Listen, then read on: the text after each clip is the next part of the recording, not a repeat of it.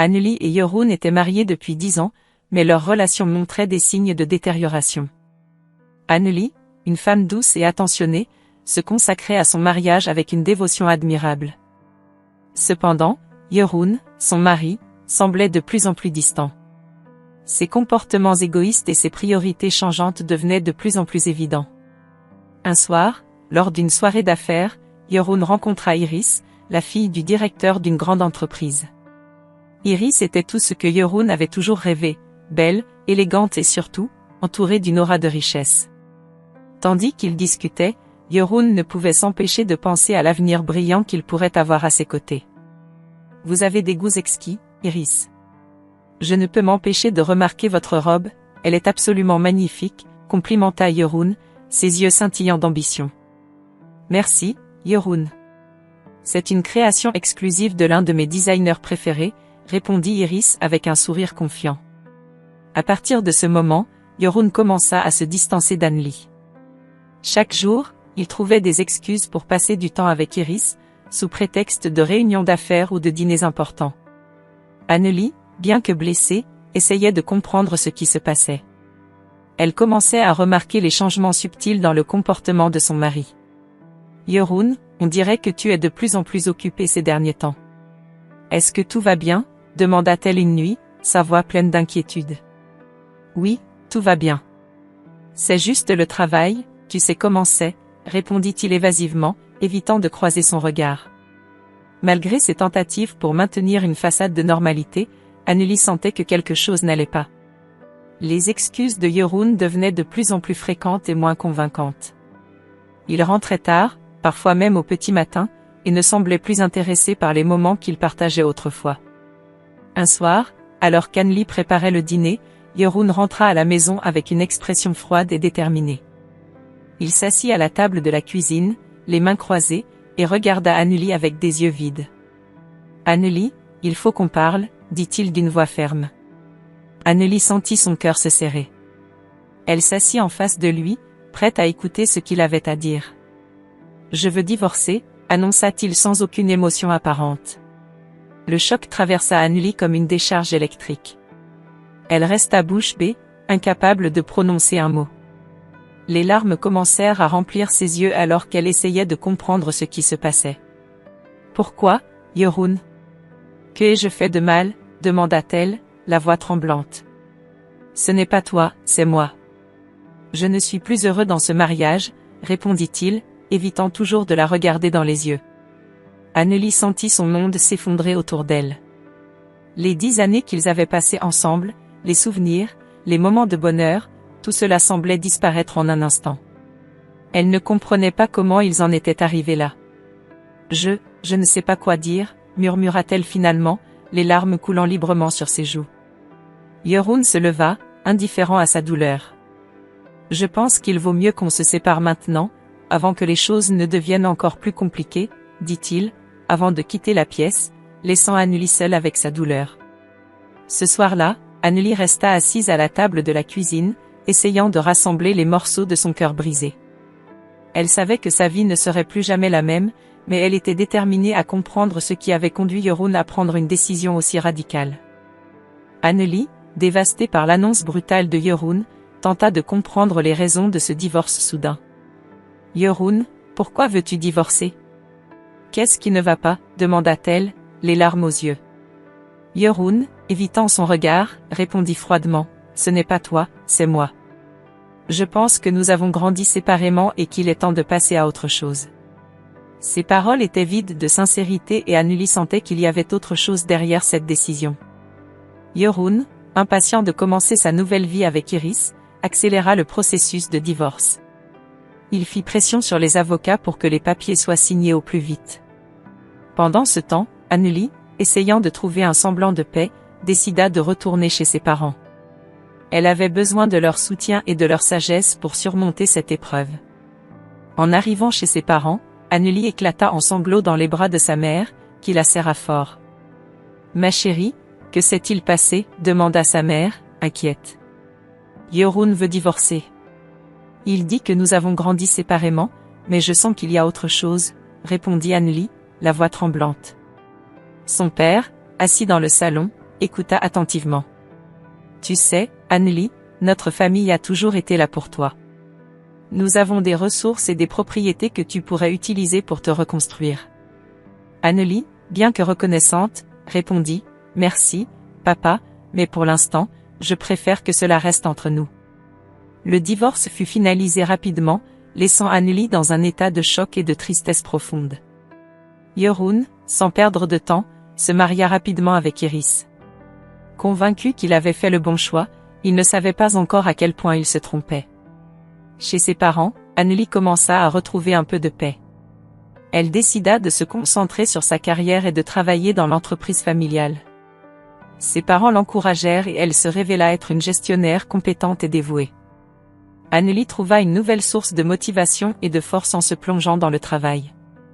Pendant ce temps, Jeroen commençait sa nouvelle vie avec Iris. Il se réjouissait de ce qu'il pensait être une existence luxueuse et sans souci. Cependant, il ne tarda pas à découvrir que l'entreprise du père d'Iris était en difficulté financière. Cette nouvelle le perturba profondément. Un soir, alors qu'il rentrait à la maison, il demanda à Iris, « Chérie, ton père m'a dit que l'entreprise traverse des moments difficiles. Pourquoi ne m'en as-tu pas parlé ?» Iris, visiblement agacée, répondit, « Ce n'est pas ton problème, Jeroen. Tu es là pour me soutenir, pas pour poser des questions. » Les jours passaient et Iris révélait peu à peu son vrai caractère. Elle se montrait capricieuse, exigeante et insensible aux préoccupations de Jeroen. Celui-ci se rendit compte qu'il était sous une pression constante pour satisfaire ses besoins et ses caprices. Un soir, alors qu'ils dînaient ensemble, Iris se plaignit, « Pourquoi est-ce que tu ne peux jamais faire les choses correctement, Jeroen ?» Exaspéré, Jeroen répondit, « Je fais de mon mieux, Iris. Peut-être que tu devrais être un peu plus compréhensive. » Les regrets commencèrent à envahir Jeroen. Il réalisait qu'il avait peut-être fait une erreur monumentale en quittant Anneli pour cette vie apparemment dorée mais en réalité bien plus compliquée. La douce et attentionnée Anneli lui manquait terriblement, et il se demandait s'il pourrait un jour retrouver la paix qu'il avait perdue. Jeroen, grisé par sa nouvelle vie supposément luxueuse aux côtés d'Iris, commença à savourer ce qu'il pensait être une existence dorée. Les premiers jours furent une succession de fêtes somptueuses, de voyages extravagants et de dîners dans les restaurants les plus exclusifs de la ville. Jeroen se délectait de cette opulence, croyant fermement qu'il avait fait le bon choix en quittant Anneli. Pendant ce temps, Anneli, après la tempête émotionnelle du divorce, se recentra sur sa carrière. Elle rejoignit l'entreprise familiale avec une détermination renouvelée.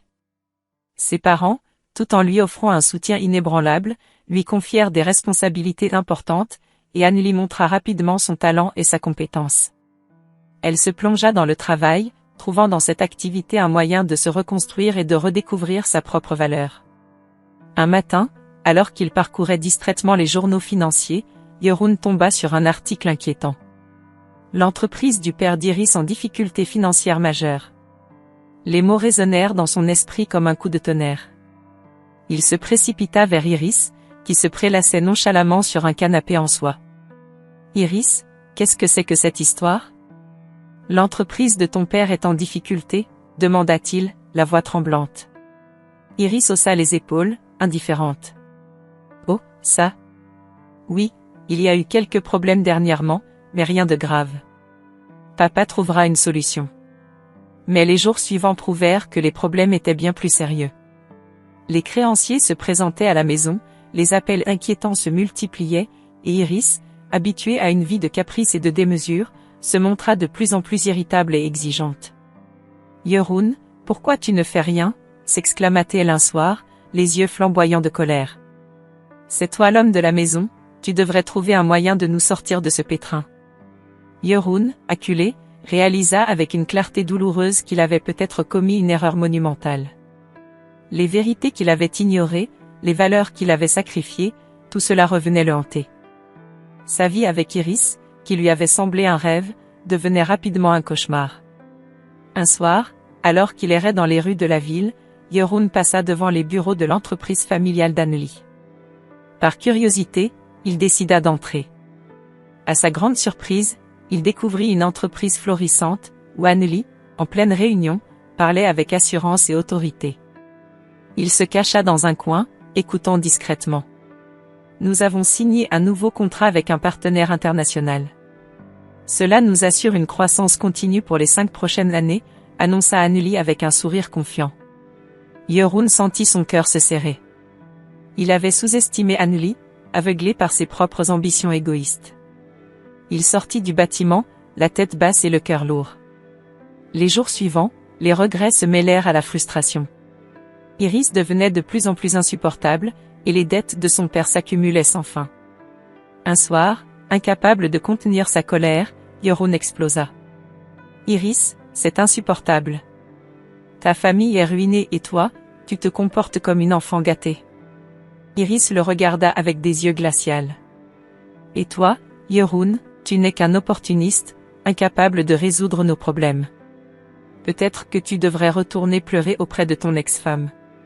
Ces mots furent la goutte d'eau qui fit déborder le vase. Jeroen quitta la maison, pris de remords et de désespoir. Il erra toute la nuit, réalisant enfin l'ampleur de son erreur. Il avait échangé une vie de simplicité et d'amour contre une illusion de richesse et de prestige, et maintenant, il payait le prix de son égoïsme.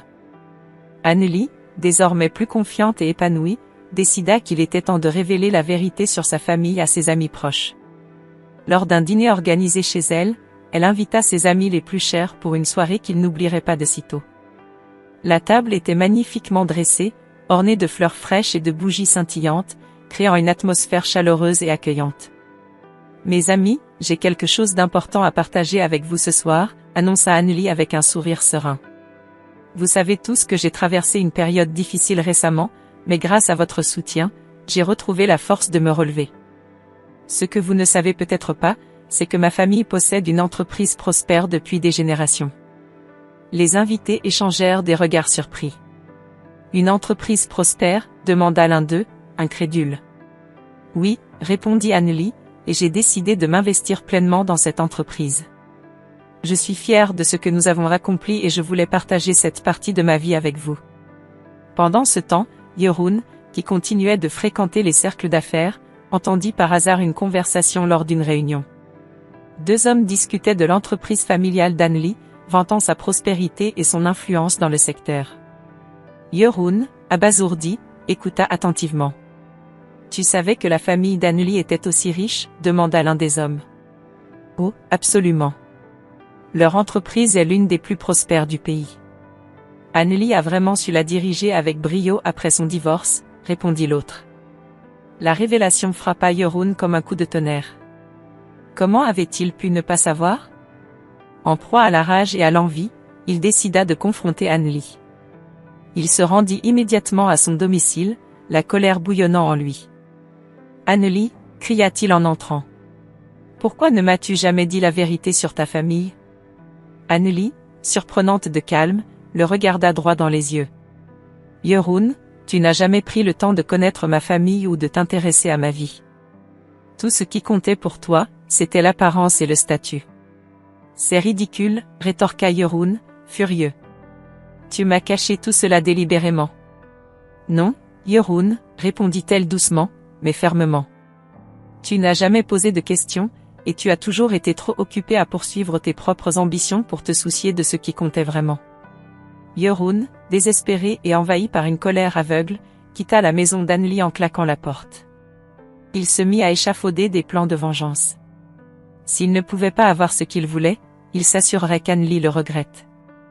Il commença à élaborer un plan pour saboter l'entreprise familiale d'Anneli, utilisant ses contacts pour essayer de manipuler les actions et les contrats en secret. Cependant, Anneli, désormais plus vigilante et déterminée que jamais, sentit que quelque chose n'allait pas. Elle remarqua des anomalies dans les rapports financiers et les mouvements suspects dans les transactions de l'entreprise. Elle décida de mener une enquête discrète pour découvrir la source de ces problèmes. Une nuit, alors qu'elle passait en revue des documents dans son bureau, son téléphone sonna. C'était un de ses anciens collègues, maintenant employé dans une société de sécurité informatique. « Anneli, je pense que tu devrais savoir quelque chose, » dit-il d'une voix grave. « Nous avons détecté des tentatives de sabotage dans ton système. Cela semble être l'œuvre de quelqu'un de l'intérieur, quelqu'un qui connaît bien ton entreprise. » Anneli sentit son cœur se serrer. Merci pour l'information. J'ai une idée de qui pourrait être derrière tout ça, répondit-elle avec détermination. Elle savait que Jeroen était capable de telle bassesse, surtout maintenant qu'il savait la vérité sur sa famille. Elle décida de prendre des mesures légales pour protéger son entreprise et sa réputation. En collaboration avec son équipe juridique, elle prépara un dossier solide contre Jeroen, rassemblant toutes les preuves nécessaires pour l'accuser de fraude et de tentative de sabotage.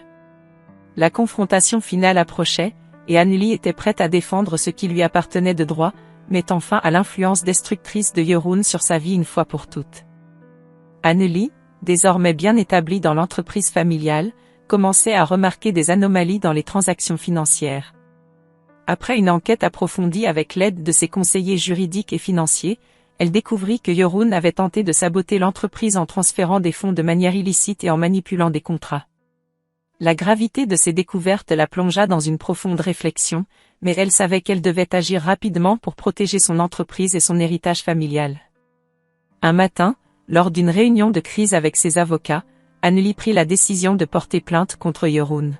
« Il faut que justice soit faite », déclara-t-elle avec détermination. « Jeroen a trahi ma confiance et a tenté de détruire ce que ma famille a construit pendant des générations. Je ne laisserai pas ces actes impunis. » Les jours suivants furent marqués par une série d'actions légales. Les preuves accumulées contre Jeroen étaient accablantes. Finalement, un mandat d'arrêt fut émis. L'arrestation de Jeroen fit la une des journaux locaux et nationaux. Les gros titres proclamaient « Jeroen van der Meer arrêté pour fraude et tentative de sabotage d'entreprise ». L'affaire devint rapidement un scandale public. Pendant ce temps, Iris, choquée par les révélations sur son mari, prit une décision rapide. « Je ne peux pas continuer à vivre avec un criminel », dit-elle à son avocat. « Je veux divorcer immédiatement. » Iris, qui avait cru trouver la sécurité et le prestige en épousant Jeroen, se rendit compte qu'elle s'était trompée sur toute la ligne. Leur mariage fut dissous aussi rapidement qu'il avait commencé. Anneli, bien que soulagée par l'arrestation de Jeroen, savait que le travail n'était pas terminé. Avec le soutien constant de sa famille, elle se consacra à la restructuration de l'entreprise, renforçant les systèmes de sécurité et mettant en place des protocoles pour éviter de futures tentatives de sabotage. Sa résilience et son leadership commencèrent à attirer l'attention non seulement de ses employés mais aussi de l'industrie en général. Un soir, lors d'un dîner en famille, son père, fier de la voir prendre les rênes de l'entreprise avec tant de compétences, la prit à part. « Tu as fait preuve d'une force incroyable, Anneli. Je suis tellement fier de toi, lui dit-il avec émotion. Anneli répondit avec un sourire reconnaissant, « Merci, papa. Tout ce que je fais, c'est pour honorer notre famille et notre héritage. » Les mois passèrent et l'entreprise prospéra sous la direction d'Anneli. Elle fut invitée à de nombreuses conférences pour parler de son expérience et de sa capacité à surmonter les obstacles. Sa réputation grandit, et elle fut reconnue pour son intégrité et sa vision stratégique. Un jour, elle reçut une lettre d'un ancien collaborateur de Jeroen. « Anneli, je tenais à te féliciter pour tout ce que tu as accompli. Jeroen n'a jamais su apprécier ce qu'il avait. Tu mérites tout le succès qui t'arrive. » Quant à Jeroen, il se retrouva seul et ruiné. Ses actions égoïstes et criminelles l'avaient conduit à la déchéance. Il passa ses journées à réfléchir à ses erreurs, réalisant trop tard qu'il avait perdu tout ce qui comptait vraiment. La vie luxueuse qu'il avait tant désirée s'était envolée, et il ne lui restait plus que des regrets. Anneli, de son côté, continua de prospérer, entourée de l'amour et du respect de sa famille et de ses collègues. Elle avait transformé les épreuves en opportunités, et son histoire devint une source d'inspiration pour beaucoup. La conclusion de cette saga était claire, la résilience et l'intégrité triomphent toujours. Si vous avez suivi jusqu'ici, abonnez-vous à la chaîne pour plus d'histoires émouvantes et captivantes comme celle-ci.